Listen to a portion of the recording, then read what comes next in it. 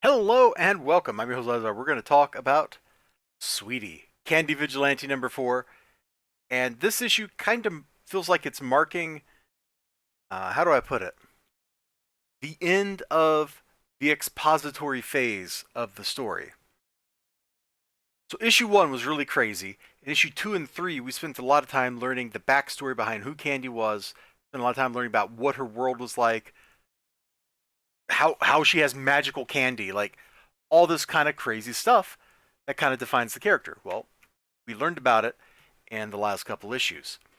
Now we're starting to bump the story forward again. So we open up and she's showing off her new hire, some of the stuff she's got, like her gumball gun. I'm sorry, not gumball, jawbreaker gun.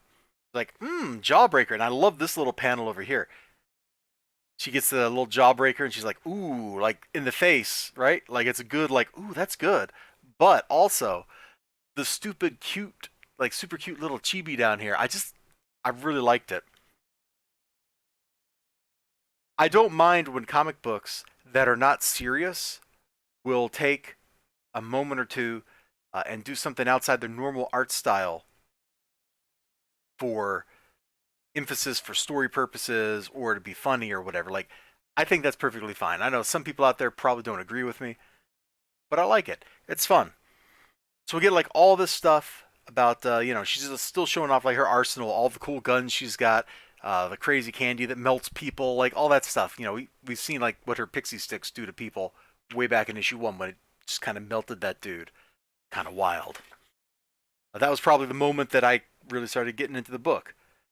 So anyway, and here we're just gonna like show the ad for Sokka Pop Star again. Like I do not understand this collaboration, like how this works, but that's okay. I don't need to.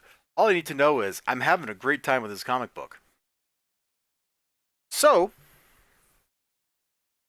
we get plot advancement in this issue. I told you we did. It's time I showed you that we did. Excuse me. So Hansel and Gretel are witch hunters who tell increasingly overdramatic renditions of the same story, are sent to get the guy who owned that bar way back in issue 1 to sign the bar over to Candy. All right? Now, he's not the bartender. He's the guy that owns the bar. The bartender's still there. Maybe the bartender died, or who knows what happened to the bartender. But they're sent here, and they're like, yo, sign the bar over. Here's the papers. I am Hansel. This is Gretel.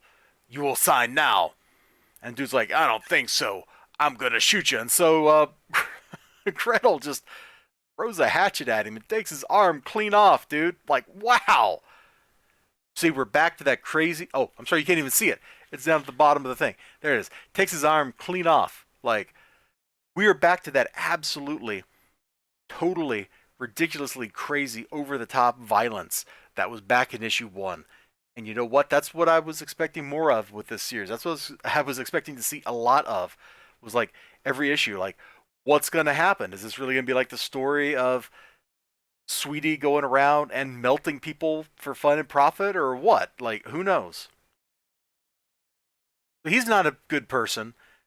His girlfriend here or whatever is not a good person, and he insults her. Like, it's just like it's emphasized over and over just what kind of bad people they are. Because after all, Sweetie is only after the bad people. Remember, she said that in like issues 2 and 3 that we're not going to be killing good people. Our candy's only going to kill the bad people. So she gets the bar signed over to her, and by the time we check in on it later, where do I want to go? Yeah, here we go. This will work. When we check in on it later, look at that. The bar has become Sweetie Candy Vigilante Candy Store. After that, there's more plot advancement. Stuff gets tied together. We see like the big bad guy reacting to the events that have unfolded. We got like a mob hitman going in, doing some interrogation stuff.